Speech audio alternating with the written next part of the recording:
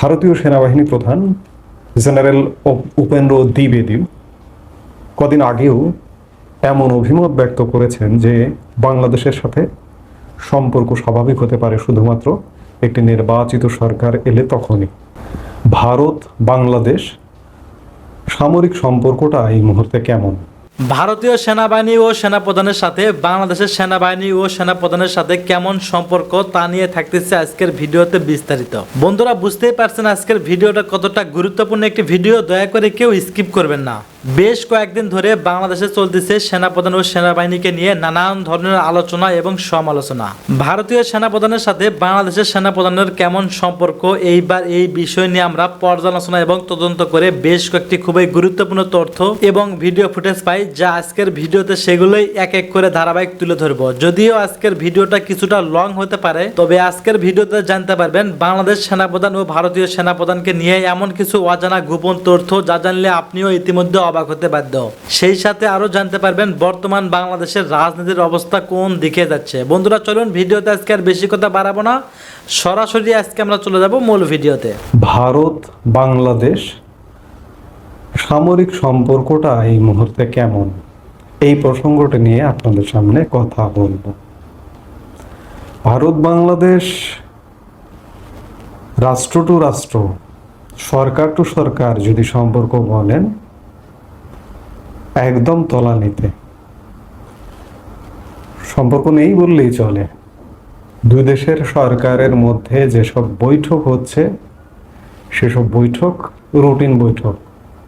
এই কথাটি আমার কথা নয়, কদিন আগে ভারতীয় পররাষ্ট্র মন্ত্রণালয়ের মুখপাত্র রণধীর জয়সওয়ালও এই কথাটা ব্যক্ত করেছেন। আবার ভারতীয় সেনাবাহিনী প্রধান জেনারেল উপেন্দ্র দ্বিবেদী কদিন আগেও এমন অভিমত ব্যক্ত করেছেন যে বাংলাদেশের সাথে সম্পর্ক স্বাভাবিক হতে পারে শুধুমাত্র একটি নির্বাচিত সরকার এলে তখনই।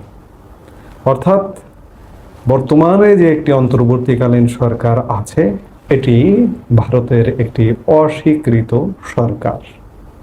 কারণ হচ্ছে বর্তমান সরকারটি ভারতকে নোট ভার্বাল বলুন, চিঠি বলুন দেয়, কিন্তু ভারত কোনো রিপ্লাই দেয় না। যেমন সর্বশেষ সাবেক প্রধানমন্ত্রী শেখ হাসিনাকে ফিরিয়ে আনবার একটা চিঠি বা একটা নোট ভার্বাল পাঠিয়েছিল। সেই নোট ভার্বালের প্রাপ্তি স্বীকার মৌখিকভাবে করেছে ভারতীয় পররাষ্ট্র মন্ত্রণালয়ের মুখপাত্র রণধীর জয়সওয়াল, মৌখিকভাবে করেছে। সংবাদ মাধ্যমকে বলেছে যে আমরা এমন একটা নোট ভার্বাল পেয়েছি, কিন্তু সেটির যে রিটেন রিপ্লাই দেওয়া সেটি কিন্তু দেয়নি। শুধু তাই না, এই প্রশ্নটাও করেছে যে একটি নির্বাচিত সরকারকে বাংলাদেশে এরকম অদ্ভুত একটি সরকার এরকম নোট ভার্বাল দিতে পারে কিনা। সেই জায়গা থেকে একটি অস্বীকৃত সরকার ভারতের কাছে মোহাম্মদ ইউনূসের সরকার। কিন্তু অন্যদিকে যদি আমরা দেখি যে বাংলাদেশের সেনাবাহিনী, সশস্ত্র বাহিনী, সেনাবাহিনী বলতে আমি তিন বাহিনীকেই বোঝাতে চাইছি, যে সশস্ত্র বাহিনীর সাথে সম্পর্কটি কেমন। সম্পর্কটি চমৎকার। যদিও এখানে পাকিস্তানি তৎপরতা আছে, পাকিস্তান সামরিক বাহিনী বাংলাদেশে আসছে, বাংলাদেশের সামরিক বাহিনী উচ্চ পর্যায়ের ব্যক্তিবর্গ পাকিস্তান সফরও করেছে কদিন আগে। আমিও সে ব্যাপারে ভিডিও দিয়েছি, কথা বলেছি। রাওয়ালপিন্ডি সফরে গিয়েছিলেন স্বয়ং বাংলাদেশ সেনাবাহিনীর পিএসও, প্রিন্সিপাল স্টাফ অফিসার নেতৃত্বে একটি দল গিয়েছিলেন। এত কিছু হচ্ছে, পাকিস্তান সামরিক বাহিনী এখানে আসছে, আইএস আসছে, বাংলাদেশ যাচ্ছে, কিন্তু ভারত বাংলাদেশ সামরিক বাহিনীর সম্পর্কটা কিন্তু এখনো পর্যন্ত অটুট। বাংলাদেশ সেনাবাহিনীতে পাকিস্তান পন্থী সামরিক কর্মকর্তা থাকতেই পারে, পাকিস্তানপন্থী আমার যেহেতু সমাজে আছে, আমার সিভিল সোসাইটিতে আছে, সামরিক বাহিনীতেও থাকবে, খুব স্বাভাবিক। কিন্তু তারপরেও বারবার একটি কথা উচ্চারিত হচ্ছে যে বাংলাদেশের সাথে সরকারের সাথে সম্পর্ক না থাকলেও সামরিক বাহিনীর সাথে সম্পর্ক আছে। এটি আমার কথা না, এটি ভারতীয় সেনাপ্রধান জেনারেল উপেন্দ্র দ্বিবেদী তার একাধিক বক্তব্যে তিনি বলেছেন। তিনি বাৎসরিক সংবাদ সম্মেলনেও কদিন আগে বলেছেন যে বাংলাদেশের গত কদিন আগে তিনি একটি টেলিভিশনের একটা অনুষ্ঠানে অংশগ্রহণ করেছিলেন। তার আগে তিনি বাৎসরিক একটি সংবাদ সম্মেলনে কথা বলেছেন যে বাংলাদেশ সেনাবাহিনীর সাথে আমাদের সম্পর্ক চমৎকার। এমনকি 5 অগাস্ট সময়কালে দিনব্যাপী সেনাবাহিনীর সাথে নিবিড় যোগাযোগ ছিল, নিবিড় সমন্বয় ছিল, এবং সেই সমন্বয়ের প্রেক্ষিতে সমন্বয়ের মাধ্যমেই প্রধানমন্ত্রী শেখ হাসিনাকে বাংলাদেশ সেনাবাহিনী নিজস্ব বাহনে করে ভারতে নিরাপদ স্থানে পৌঁছে দিয়ে এসছে। এবং 5 আগস্ট পরবর্তী সময়েও চমৎকার সম্পর্কের কথা বলেছেন উপেন্দ্র দ্বিবেদী। আমাদের সেনাপ্রধানের সাথে ভারতীয় সেনাপ্রধানের এই 5 আগস্ট পরবর্তী সময়ে অনলাইন বৈঠকও হয়েছে, আমরা সেটিও প্রকাশ হতে দেখেছি। ভারতীয় সেনাপ্রধান উপেন্দ্র দ্বিবেদী বলেছেন যে সম্পর্কটা কেমন আছে আপনি চিন্তা করুন, যে বাংলাদেশে একটা এনডিসি আছে, ন্যাশনাল ডিফেন্স কলেজ, সেই ন্যাশনাল ডিফেন্স কলেজে আমাদের বাহিনীর কর্মকর্তারাও সেখানে ট্রেনিংরত আছেন বা প্রতিনিয়ত আদান প্রদান হচ্ছে। সাম্প্রতিক পরিস্থিতির কারণে কিছু বিষয়ে হয়তো ঘাটতি হচ্ছে, কিন্তু সামরিক বাহিনীর যে সমস্ত কার্যক্রম সেগুলো কিন্তু চলমান রয়েছে। যেমন গতকালকে ভারত এবং বাংলাদেশ নৌবাহিনীর, দু দেশের নৌবাহিনীর একটি যৌথ মহড়া সম্পন্ন হয়েছে, শেষ হয়েছে। 10 তারিখ থেকে 12 তারিখ পর্যন্ত বঙ্গোপসাগরে বাংলাদেশ এবং ভারতীয় সমুদ্র সীমার নির্ধারিত এলাকায় 2 দেশের নৌবাহিনীর অংশগ্রহণে অনুষ্ঠিত হয়েছে কোঅর্ডিনেটেড পেট্রোল করপ্যাট ও চতুর্থ দ্বিপাক্ষিক মহড়া বঙ্গোপসাগর। 6ষ্ঠবারের মতো এই যৌথ টহল হয়েছে বলে জানানো হয়েছে আইএসপিআর থেকে। আইএসপিআর জানায় কমান্ডার ফ্লোটিলা ওয়েস্টের তত্ত্বাবধানে এই যৌথ টহল ও মহড়া সোমবার 10 মার্চ থেকে শুরু হয়ে 12 মার্চ পর্যন্ত এটি চলমান ছিল। যৌথ এ টহল ও মহড়ায় অংশ নিয়েছে বাংলাদেশ নৌবাহিনীর যুদ্ধ জাহাজ বানৌজা আবু উবায়দা ও একটি মেরিটাইম পেট্রোল এয়ারক্রাফট। অন্যদিকে ভারতীয় নৌবাহিনীর যুদ্ধ জাহাজ আইএনএস রানভীর ও একটি হেলিকপ্টার এ টহল মহড়ায় অংশ নিয়েছে। আইএসপিআর আরও জানায় বাংলাদেশ ও ভারতের মধ্যে 2018 সাল থেকে এই যৌথ টহল অনুষ্ঠিত হয়ে আসছে। অর্থাৎ দু দেশের সামরিক বাহিনীর যে কার্যক্রমগুলো সেগুলো কিন্তু চলমান রয়েছে।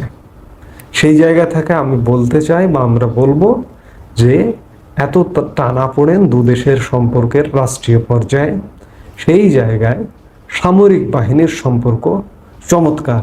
এখন পর্যন্ত আমরা চমৎকার দেখতে পাচ্ছি এবং এখন পর্যন্ত বাংলাদেশের সামরিক বাহিনীর সাথে ভারতীয় সামরিক বাহিনীর নিবিড় যোগাযোগ আছে। এটি আমার কথা নয়, আবারও বলছি, আবারও রেফারেন্স দিচ্ছি ভারতীয় সেনাপ্রধান উপেন্দ্র দ্বিবেদীর, যে দু দেশের যে কোনো প্রয়োজনে যে কোনো সময় যোগাযোগ ঘটে, যাতে কোনো ভুল বোঝাবুঝি না হয়।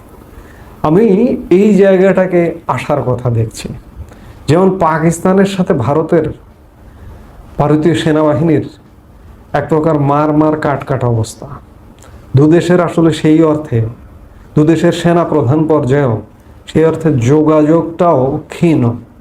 সেই জায়গায় বাংলাদেশের সেনাপ্রধানের সাথে ভারতীয় সেনাপ্রধানের যোগাযোগ কিংবা বাংলাদেশের সশস্ত্র বাহিনীর সাথে যোগাযোগ কিংবা এই যে যৌথ সশস্ত্র মহড়া হচ্ছে, এগুলো নিঃসন্দেহে ইতিবাচক এবং আশার জায়গা। নানা আশা নিরাশার দোলাচলে আমরা দুদুল্যমান, হতাশার দোলাচলে আমরা দুদুল্যমান। সেই জায়গা থেকে ভারত বাংলাদেশের এই সামরিক সম্পর্কটি এখন পর্যন্ত ভালো আছে। আমরা কোনোভাবেই চাইব না সম্পর্কটি খারাপ হোক, সম্পর্কটি আরও ভালো হোক এবং আমাদের রাষ্ট্রীয় পর্যায়েও সম্পর্ক ভালো হোক। তবে মোহাম্মদ ইউনূসের সরকারের সাথে আমরা বাংলাদেশের অনেক মানুষেরই দ্বিমত আছে। তার গ্রহণযোগ্যতায় আসতে পারেনি। বিগত 7 মাসেও বাংলাদেশকে একটা ধ্বংসস্তূপে পরিণত করেছে। সেই জায়গায় মোহাম্মদ ইউনূসের সাথে বাংলাদেশের মানুষও সম্পর্কিত নয়, আসলে সম্পর্ক রাখতে চায় না বা এই সরকারকে চায় না। সেখানে ভারত সরকার বা ভারতের সামরিক বাহিনী যদি সম্পর্ক কথা বলে যে এই সরকারের সাথে সম্পর্ক সম্ভব নয়, এটি অত্যন্ত যৌক্তিক বলে আমি মনে করি। এই জন্য মোহাম্মদ ইউনূসের সরকার পরিবর্তন হতে হবে। দেশে একটা অবাধ, সুষ্ঠু এবং নিরপেক্ষ নির্বাচন হতে হবে। নির্বাচন হয়ে একটি নির্বাচিত সরকার আসবে, সেটি যেই আসুক না কেন। আওয়ামী লীগ আসবে সেটিও বলবো না, বিএনপি আসুক, বিএনপির সাথেও ভালো একটা সম্পর্ক থাকুক। সোজা কথা, যারা বাংলাদেশের স্বাধীনতা মুক্তিযুদ্ধে বিশ্বাস করে তারা আসুক ক্ষমতায়, এসে ভারত বাংলাদেশ সম্পর্কটা একটা যৌক্তিক সম্পর্ক হোক। বাংলাদেশে আওয়ামী লীগের একটি বি টিম এই মুহূর্তে কাজ করছে, দাড়ি রেখে, টুপি রেখে, জুব্বা পরে, আলেম সেজে, বিভিন্ন নামে বেনামে। তাদের বক্তব্যটা হবে বাংলাদেশকে সুন্দরভাবে এগিয়ে নেওয়া যায় কিভাবে, আমরা এই দেশটাকে কিভাবে গঠন করতে পারি, 300 আসনে আমরা কিভাবে এমপি মন্ত্রী বানাতে পারি, নিরপেক্ষ যারা বিভিন্ন সময়ে জুলুমের শিকার হয়েছে তাদেরকে আনতে পারি। এই একটা রয়ের মাস্টার প্ল্যানের মধ্যে কিছু মানুষদেরকে কৌশলে ঢুকিয়ে দিয়ে আজকের এই বাংলাদেশে যে জাতীয় ঐক্য, সেই ঐক্যটাকে বিনষ্ট করার জন্য একটি গ্রুপ উঠে পড়ে লেগেছে।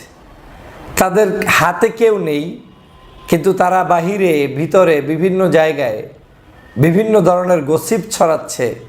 আমাদের কাছে 600 পীর, আমাদের কাছে 600 আলেম, আমাদের কাছে বড় বড় ইসলামিক স্কলার, আমাদের কাছে এই লোক আছে, এগুলো বলে জনমনে বিভ্রান্ত তৈরি করে একটি গ্রুপ তৈরি করার চেষ্টা করছে।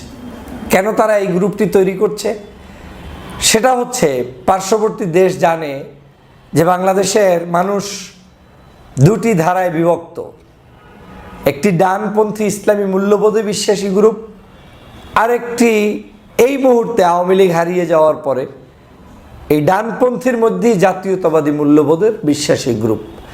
একটা সময়ে এই জাতীয়তাবাদী মূল্যবোধ এবং ইসলামী মূল্যবোধের শক্তি একত্রিত ছিল, কিন্তু দীর্ঘদিন পর্যন্ত 16 বছর পরে সেই একত্রিত থাকার জায়গাটা পার্শ্ববর্তী দেশের পরিকল্পনাই ভেস্তে দেওয়া হয়েছে, ভেঙে দেওয়া হয়েছে।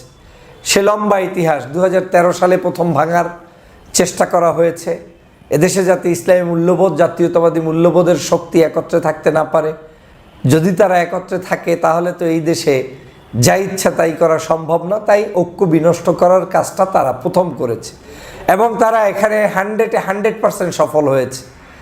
যেটা প্রথম 1-2 বছরে সফল হয় নাই, সেটা শেখ হাসিনার 16 বছরের প্রচেষ্টায় এখন এদেশের জাতীয়তাবাদী ইসলামী মূল্যবোধের শক্তি আলাদাই আছে।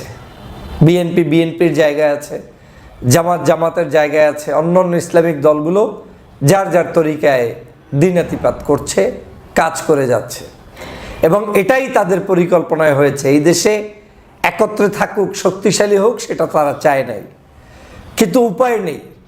এখন যেহেতু ভিন্ন জায়গায় ভিন্নভাবে কাজ করছে, এখন তাদের আবার মাথা খারাপ হয়ে গিয়েছে। তারা দেখছে যে আওয়ামী লীগ বাংলাদেশ থেকে পালিয়ে গিয়েছে, তাহলে আওয়ামী লীগই আদর্শ অনুকরণ করে এই দেশে শক্তিশালী কেউ হতে পারবে না। সে কারণে আওয়ামী বিরোধী শক্তিগুলো যাতে ঐক্যবদ্ধ হতে না পারে, সে জায়গায় এখন নতুন করে তারা ষড়যন্ত্র শুরু করেছে। সেই ষড়যন্ত্রটাই হচ্ছে এমন যে আপনি যখন দেখছেন যে পাশের বাড়িতে বিশাল একটি আয়োজন চলছে, এই আয়োজনটাকে আপনি যদি দেশপ্রেমিক হন ভালো মানুষ হন, তাহলে সবার আগে তার সহযোগিতা করে তার আয়োজনটাকে আপনি সম্পন্ন করে দিবেন।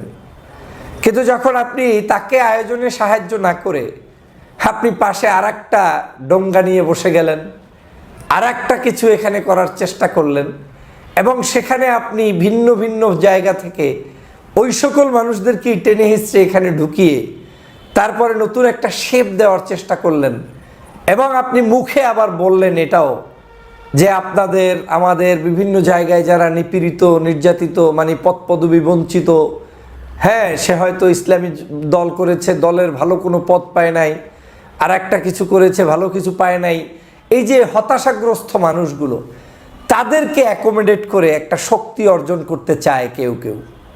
তাদের মূল উদ্দেশ্যটা হচ্ছে ওই যে টের পেয়েছে ডানপন্থী ইসলামপন্থীরা এক জায়গায় এক হচ্ছে, এই এক যাতে হতে না পারে। প্রথম কাজ হচ্ছে জাতীয়তাবাদ থেকে তো ভেঙে দিল, দ্বিতীয় কাজটি এখন সফল করার জন্য তারা যে যাতে আবার ভেঙে দেওয়ার পরে ইসলামপন্থীরা আবার এক না হতে পারে, ডানপন্থীরা এক না হতে পারে, এক জায়গায় বসতে না পারে, না খেতে পারে, সেখানে একটা নতুন ষড়যন্ত্র শুরু করে দেয়া।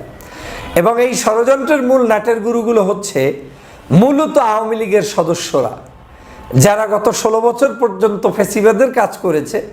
কিন্তু আপনারা নিশ্চয়ই জানেন আওয়ামী লীগের লক্ষ লক্ষ লোকের মধ্যে সব লোক তো আর বাংলাদেশ থেকে পালিয়ে যায়নি। আমরা খুঁজছি এমপি, মন্ত্রী, দাগি কিছু মালদেরকে হয়তো আপনি দেখলে খুঁজছেন কিংবা পুলিশকে ইনফর্ম করছেন, কিন্তু আপনার পাশেই ইমাম সেজে বসে আছে, কারি সেজে বসে আছে, আলেম সেজে বসে আছে। তার মাথায় এইটু নাই যে বাংলাদেশে মূলত আমাকে ব্যবহার করা হচ্ছে একটি বৃহত্তর জনগোষ্ঠীর ঐক্য বিনষ্ট করার জন্য, আমাকে মূলত ব্যবহার করা হচ্ছে যাতে করে এই জাতীয়তাবাদ, ইসলামী মূল্যবোধ একত্রে কিছু করতে না পারে সেজন্য, অথবা আমাকে ব্যবহার করা হচ্ছে এই বাংলাদেশে এই দুইটি গোষ্ঠী যাতে আরো দুর্বল হয়ে আওয়ামী লীগ প্রতিষ্ঠিত হয় সেজন্য এই জিনিসটা তাদের মাথায় কাজ করছে না। তারা বড় বড় স্বপ্ন দেখে, হঠাৎ করে স্বপ্ন দেখে যে কালকেই কিছু একটা সূর্য উদিত হবে আর বাংলাদেশের সমস্ত জায়গায় তাদের জয় জয়কার হবে। সাবধান হয়ে যান। বাংলাদেশের সাধারণ নাগরিকদেরকে আহ্বান করছি, আপনাদেরকে চক্ষু খুলে চলতে হবে, অনেক বিচক্ষণ হতে হবে, সাবধান হতে হবে। বাংলাদেশে আপনি যদি পছন্দ নাই করেন, ফর এক্সাম্পল আপনাকে ধানের শীষ পছন্দ হয় না, ভোট দিয়েন না ধানের শীষ। জামাতকে পছন্দ হয় না, দিয়েন না জামাতকে। পছন্দ হয় না চরমোনাই, দিয়েন না তাকে। পছন্দ হয় ছাত্রদের, দেন তাকে। আবার আপনার পছন্দ হয় না ছাত্রকে, পছন্দ হয় দাঁড়িপাল্লা, তাকে দেন। দাঁড়িপাল্লাকে হয় না ধানের শীষকে, তাকে দেন। অন্তত পক্ষে আপনি পরীক্ষিত মানুষগুলোর সাথে থাকুন। কিন্তু পরীক্ষিত মানুষ ছাড়া যারা হঠাৎ করে গজিয়ে উঠে নতুন নতুন ষড়যন্ত্রের বীজ বুনছে বিভিন্ন কর্নার থেকে এসে, এবং সহজেই আপনার সব কিছু গুণে ক্যালকুলেট করে বলে দিচ্ছে, বুঝতে হবে এই জায়গায় ভিন্ন কোনো উদ্দেশ্য আছে, এবং এদের উদ্দেশ্য হচ্ছে আপনাকে এই বাংলাদেশের বৃহত্তর জাতীয় ঐক্য বিনষ্ট করা। আমি চাই এই বাংলাদেশের নাগরিকরা আগামী নির্বাচনে স্বাধীন মতো মত প্রকাশ করুক, যে কাউকে ভোট দেখ, যাদেরকে অন্তত আমরা চিনি, যারা এই দেশের রাজনৈতিকভাবে সুপ্রতিষ্ঠিত। কিন্তু আমরা এমন কাউকে দেখতে চাই না যেই মানুষগুলোর ব্যাপারে আমাদের কোনো জ্ঞানই নাই, ধারণাই নাই, এবং সেই মানুষগুলো আপনাকে ঐক্য বিনষ্ট করে, আপনাকে উইক করে দিচ্ছে, দুর্বল করে দিচ্ছে, বিতর্কিত করে ফেলছে। আপনার দরবারের নাম ব্যবহার করে মানুষকে বলছে আমাকে সাথে অমুকে আছে, আপনার নাম ব্যবহার করে আর এক জায়গায় গিয়ে বলছে আমাদের সাথে 500 অমুক দরবার আছে। এই যে মিথ্যাচার করে করে, আমি তো সমগ্র বাংলাদেশের কম বেশি হকপন্থী, ইসলামপন্থী মানুষদের সাথে ওঠা বসা আছে, হলফ করে বলতে পারি তারা বিচক্ষণ, তারা দেশকে নিয়ে ভাবে। কিন্তু দেশকে নিয়ে যারা ভাবে তাদেরকেও বিভ্রান্ত করার জন্য একটি গোষ্ঠী ইতিমধ্যেই মাঠে নেমে পড়েছে, এবং তারা সেই কাজটি করছে। আমি স্পষ্টভাবে আপনাদেরকে সতর্ক, ভবিষ্যতে প্রয়োজন হলে আরও করব, কিন্তু এখনই আমি আপনাদেরকে যে উদাত্ত আহ্বান জানাই, সহজে কোনো কিছু খেতে যাবেন না, জিহ্বা পুড়ে যাবে। সহজে কোনো কিছু পেতে যাবেন না, জিহ্বা পুড়ে যাবে। সহজে রাজনীতিতে এস্টাবলিশড হওয়ার চিন্তা করবেন না, ধ্বংস হয়ে যাবেন। রাজনীতি একটি লম্বা সময়, আদর্শ নিয়ে, চিন্তা নিয়ে, দেশ নিয়ে, দেশের মানুষের চিন্তা চেতনাকে নিয়ে আপনি এগোতে পারলে আপনি সফল হবেন। এদেশে যারা ধর্মীয় মূল্যবোধকে ধ্বংস করতে চায়, ইসলামী মূল্যবোধকে দুর্বল করতে চায়, তারাই মূলত ছন্দ সেজে নতুন কৌশলে আপনাকে এটা সেটা বুঝিয়ে আপনাকে ঐক্য বিনষ্ট করার জন্য দূরে ঠেলে রাখবে। কোনো অন্যায় আমার নাই, তারপরেও বলবে না কিছু না কিছু অন্যায় আছে। এই বাংলাদেশের এই হচ্ছে অবস্থা। এইরকম একটি অবস্থা সৃষ্টির হাত থেকে, পায়তারা থেকে যদি দেশবাসীকে রক্ষা করতে চান, সবার আগে আপনি আপনার মুরব্বীর পরামর্শ গ্রহণ করুন। আপনার দল যার করেন সেই দলের প্রতি আপনি আকৃষ্ট থাকুন।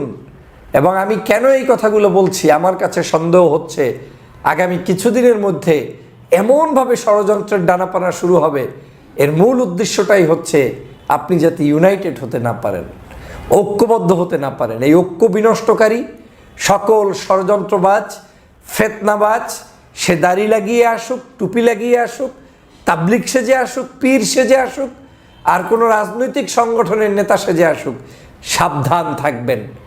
ডাইরেক্ট আপনার মন চায় জামাত করেন, করেন, চরমনাই করেন, করেন, বিএনপি করেন, করেন, বা অন্য আরও যাদেরকে দেখেছেন, বুঝছেন, চোখের সামনে স্পষ্ট, সেই মানুষদেরকে আপনি সমর্থন করেন, আমার আপত্তি নাই। কিংবা সেই মানুষগুলোকে ঐক্যবদ্ধ করিয়ে দেন, আমার আপত্তি নাই। জাতীয় ইস্যুতে তাদেরকে বসার ব্যবস্থা করে দেন, আমার আপত্তি নাই। কিন্তু এর বাহিরে গিয়ে গোপনে গোপনে গুজুর গুজুর করে এ কর্নারে ও কর্নারে, পিছন থেকে সামনে থেকে গোপনে গোপনে তালিকা করা, মানুষ ডাকা, ভিন্ন চরিত্র জাতির কাছে উপস্থাপন করা থেকে সাবধান হয়ে যান। না হয় সময় আপনাদের মুখোশ উন্মোচন করে দিবে। দেশ ক্ষতিগ্রস্ত হোক সেরকম কোনো কার্যক্রম কেউ যদি করে, তাদেরকে আমরা একেবারে শেষ করে দিব। আমরা এই বাংলাদেশের ঐক্য বিনষ্ট হতে দিব না। এই দেশের ধর্মীয় অনুশাসন, সামাজিক মূল্যবোধ, রাজনৈতিক কৃষ্টি কালচার, ভারতীয় আধিপত্যবাদ মুক্ত, আওয়ামী লীগ মুক্ত, সকল দোসরদের মুক্তভাবেই আমরা রাখবো ইনশাআল্লাহ। অতএব এখন কারা কি করছে আমরা জানি। এরা সব আওয়ামী লীগের বি টিম, সি টিম, এদের প্রত্যেকের নাম তালিকাভুক্ত করা হবে এবং এদেরকেই জাতির কাছে নতুন করে উন্মুক্ত করবো ইনশাআল্লাহ। অতএব সাবধান হয়ে যান। বাংলাদেশে গোপনে কোনো ডান বান কর্নার থেকে কোনো তৃতীয় কোনো গোপন ষড়যন্ত্র করবেন না। যদি কেউ করেন তারা ধ্বংস হয়ে যাবেন এবং বাংলাদেশের জনগণ আপনাদের। মাগুরার ধর্ষণের শিকার শিশুটা মারা গেছেন, ও বেঁচে থাকবে না, এটা আসলে আমাদের অনেকেরই নিশ্চয়ই বোঝা হয়ে গিয়েছিল।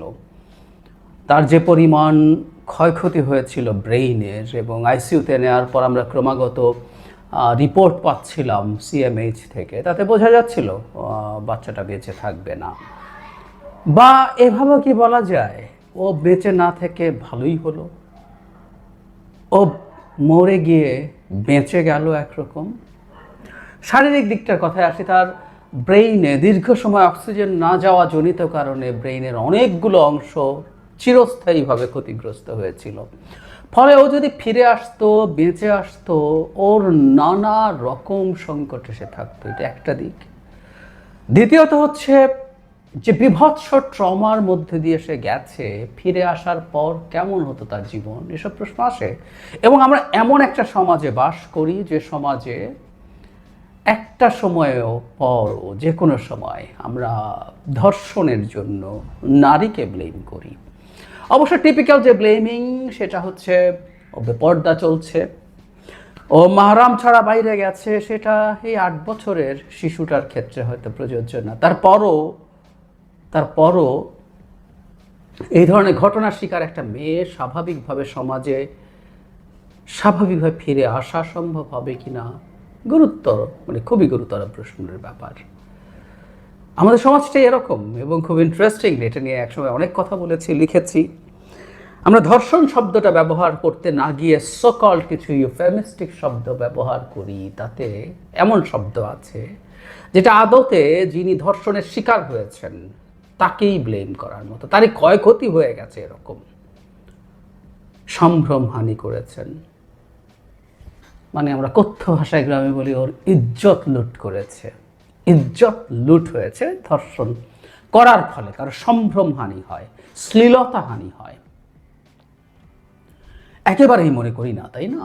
আমরা অনেক দিন বলেছি এই সমাজ অবশ্য ধর্ষককে মাথায় তুলে রাখার সমাজ, যেখানে ধর্ষকের কিছু হয় না, তার সম্ভ্রমহানি হয় না, তারই হওয়ার কথা ছিল কিন্তু হয় না, হয় নারীর। এবং এরপর আমরা অনিবার্যভাবে কিছু মানুষ এবং কিছু সো কল্ড ধর্মগুরু আমাদের সামনে বয়ান হাজির করবেন। আসলে নারী ধর্ষিত হওয়ার প্রধান কারণ, এটা নিয়েও একবার ব্লগে একটা লেখা লিখেছিলাম বেশ স্যাটায়ারের ঢঙেই। তখন 3 বছরের, একই সময় 3 বছর বয়সী একটা শিশু আর 70 বছরের এক নারী কাছাকাছি সময় ধর্ষিত হয়েছিলেন। তখন আমি লিখেছিলাম, বয়স হোক 3 বা 70, জনি আছে না, একটা নারী রেপ হবে কারণ এই দেশে, কারণ তার ভ্যাজাইনা আছে। সে কি পড়ছে না পড়ছে এগুলো ফালতু কথা। ধর্ষণ করা যায়, তাই ধর্ষণ করা হয়। এই আলাপগুলো আমরা চলতে দেই, বলতে দেই, করতে দেই, এবং এর বিরুদ্ধে কেউ কথা বলে তার উপরে ঝাঁপিয়েও পড়ি। 2-3 দিন আগে যখন নারীর পোশাক এবং নারী কিভাবে চলবেন তার সাথে ধর্ষণকে ট্যাগ করা নিয়ে কথা বলেছিলাম, দেখলাম কতজন ঝাঁপিয়ে পড়েছেন আমার উপরে। তো যেভাবেই হোক, নামে হোক বেনামে হোক, যারা ঝাঁপিয়ে পড়ছেন তারা মনে করেন তো এই সমাজে আমরা বাস করি, এই সমাজে আমাদের নারীরা, আমাদের কন্যা শিশুরা বেড়ে ওঠে। এই তো পরিস্থিতি, এই তো ঘটে। বিচার পেয়ে আসি আর কি হবে জানি না। বিচারের কথা খুব দ্রুত বলা হচ্ছে। আমাদের আইন উপদেষ্টা জানিয়েছেন 7 দিনের মধ্যে বিচার শুরু করা যাবে। সব কিছু খুব দ্রুত, ময়নাতদন্ত বিশেষ ব্যবস্থায়, ডিএনএ টেস্ট বিশেষ ব্যবস্থায়, সব বিশেষ ব্যবস্থায় করা যাবে। এবং কবে, 7 দিনের মধ্যে শুরু করার পর কবে নাগাদ শেষ হবে এই প্রশ্নের জবাবে আইন উপদেষ্টা জানিয়েছেন যে 7-8 দিনে বিচার শেষ করারও নজির আছে। এখানে সব কিছু খুবই ভিভিড আছে, সুতরাং বিচার করে ফেলা যাবে। আমি ধারণা করি এটার বিচার হবে, খুব দ্রুতভাবেই হবে। দৃষ্টান্তমূলক শাস্তি হবে। দৃষ্টান্তমূলক শব্দটা মন থেকে বলিনি, আমি এগুলোকে দৃষ্টান্তমূলক শাস্তি মনে করি না, সত্যিই মনে করি না। কারণ ওপাশে কে আছে, অপরাধের দিকে কে আছে, সেটা আমাদের দেশে ম্যাটার করে। তনু হত্যার তদন্তই শেষ হলো না কেন আমরা জানি। সুতরাং বুঝতে পারি আসলে অপরাধের সাথে কে জড়িত, সেটা ম্যাটার করে। যদি তেমন কেউ না হয় এবং যদি যথেষ্ট শোরগোল হয়, আসিয়াকে নিয়ে আমরা প্রচুর শোরগোল করেছি, ফলে বিচার দ্রুত হবে। এবং অপর পক্ষে তেমন কেউ নেই, কিন্তু অপর পক্ষে যদি তেমন কেউ থাকে তাহলে শোরগোল করেও লাভ নেই, তাই না? মুনিয়া সুইসাইড না হত্যাকাণ্ডের শিকার হয়েছে, সব শরীরে মারা গেছে, এবং এখানেও অভিযুক্ত ছিলেন, অভিযোগ ছিল, তার পরিবার অভিযোগ করেছে। তো এত পাওয়ারফুল তারা, মানে তদন্তের জন্য 1-2বার কথা বলা, ন্যূনতম জিজ্ঞাসাবাদ হয়নি। আচ্ছা, সেটা আওয়ামী লীগ আমল ছিল, এ আমলেও কি হয়েছে? হবে মনে করি আমরা? মনে করি না, কারণ ওরা এত পাওয়ারফুল, এত বড় শিল্প গ্রুপ, তাদেরকে আবার এগুলো করা যায় না। সুতরাং এই বিচারও আসিয়ার ক্ষেত্রে নেহায়েত গ্রামের লোক, তার বোনের শ্বশুর, সাধারণ মানুষ, সাধারণ বলতে আমি বোঝাচ্ছি সোশিও ইকোনমিক কন্ডিশনে, কেউ নয়, সো তাকে বিচার করে ফেলা যাবে। আবার মুনিয়ার ক্ষেত্রে বিচার হবে না। এগুলোই আমাদের সমাজ। বহুবার বলেছে, একটা সমাজ বা একটা রাষ্ট্র কোনোদিন ততক্ষণ পর্যন্ত গঠিত হয় না যখন রাষ্ট্র, সরকার মোটা দাগে, খুব ফাইন মাইক্রো লেভেলে দেখতে গেলে কিছু প্রবলেম পাওয়া যেতে যায়, কিন্তু মোটা দাগে গ্রোসলি একটা সমাজ ন্যায় বিচার, একটা সরকার ন্যায় বিচার নিশ্চিত করার চেষ্টা করছে, এটা যদি দৃশ্যমান না হয়, ওই রাষ্ট্র গঠিত হবে না, হয় না। আজ সকালের একটা ভিডিওর ক্ষেত্রেও একই কথা বলেছি, আমরা সেটাই দেখছি। বাংলাদেশে এই যে একটা দৃষ্টান্ত আসতে যাচ্ছে বলে মনে হচ্ছে, এটা প্রচুর শোরগোলের কারণে হচ্ছে। আমরাও শোরগোল করলাম, কারণ শিশুটি মারা গেল, শিশুটি খুবই মাইনর। যদিও আমি তো শ্লেষ থেকে বলেছি গত 2-1 দিন আগের ভিডিওতে, এখনও বলছি, 8 তো অনেক বড় বয়স। মনে হবে 3 বছরের শিশু, 2 বছরের শিশু রেপড হয়েছে, মারা গেছে। অনেক উদাহরণ, আমি অনেক আগে থেকে এই ধরনের নিউজ দেখেছি, আপনাদেরও চোখে নিশ্চয়ই পড়েছে। পরে আমরা শোরগোল করলাম, তাই হলো। প্রতিদিন শোরগোল করা যায় না, করতে হয় না, একটা স্টেটের মতো চলবে। আর ওই যে বললাম, শোরগোল করেও বিরাট শিল্পপতি হলে কিছু আসে যায় না। তারা আগের সরকারের সময় যেমন পাওয়ারফুল থাকে, এ সরকারের সময় তারা ভীষণ পাওয়ারফুল, তারা সবাইকে ম্যানেজ করছে বলে আমরা শুনি। তো এই তো ঘটে, এভাবেই তো চলে সব কিছু। আমি বলছি না কারণ আপনি অভিযোগ উঠলেই তিনি এটা করেছেন, কিন্তু অভিযোগ উঠলে তার বিরুদ্ধে তদন্ত হওয়া দরকার, জিজ্ঞাসাবাদ হওয়া দরকার, তারপর শেষ রেজাল্ট হবে। ওটুকুও যা করা হয় না, তার মানে বোঝা যায় কিছু কিছু মানুষের ক্ষেত্রে আইনের হাত কত ছোট, আইনের হাত নাকি বিশাল লম্বা, খুবই ছোট। যাই হোক, আমরা কষ্ট পেয়েছি, কষ্ট পাই। এই বিভৎসতাটা আমরা নিতে পারি না। আমি জানি না, এটা আমাদের ইন্ডিকেটর হবে আমাদের একটা সমাজের জন্য, আমাদের এই রাষ্ট্রের জন্য, আমরা রাষ্ট্র কতটুকু গঠন করতে পেরেছি সেটা, যে নারীরা এখানে কেমন থাকেন, নারীরা কতটা নিরাপদ থাকেন। নারী সকল বেপর্দা হয়েও, রিভিলিং ড্রেস পরেও রাস্তায় নির্ভয়ে গভীর রাতেও হেঁটে যেতে পারেন কি না, ধর্ষিত হওয়ার ঝুঁকি না রেখে। যদি সেগুলো কোনোদিন হয়, কোনোদিন আমরা করে উঠতে পারি, তখন মনে হবে আমরা আসলে রাষ্ট্র হয়ে উঠছে। আদারওয়াইজ এটা মগের মুলুক, এটা ট্রাইবাল সোসাইটি, মগের মুলুক। এটা যে যা ইচ্ছা তা করবে, আবার সেটাকে জাস্টিফাই করবে যিনি ভিকটিম তার উপরে দায় চাপিয়ে। এসব অসভ্যতা তো চলছেই, আরও চলবে। এই যে আজকে এইসব। ধন্যবাদ প্রিয় দর্শকবৃন্দু, আমাদের ফুল ভিডিওটি দেখার জন্য আপনাকে জানাই অসংখ্য ধন্যবাদ। তো বন্ধুরা, এতক্ষণ আপনারা যে ভিডিও ফুটেজগুলো দেখতে পেয়েছেন, বাংলাদেশ সেনাপ্রধানের সঙ্গে ইন্ডিয়ার মানে ভারতের সেনাপ্রধানের কেমন সম্পর্ক, এই বিষয়ে কিন্তু আপনারা অলরেডি একটা ধারণা পেয়ে গেছেন আজকের ভিডিও দেখে।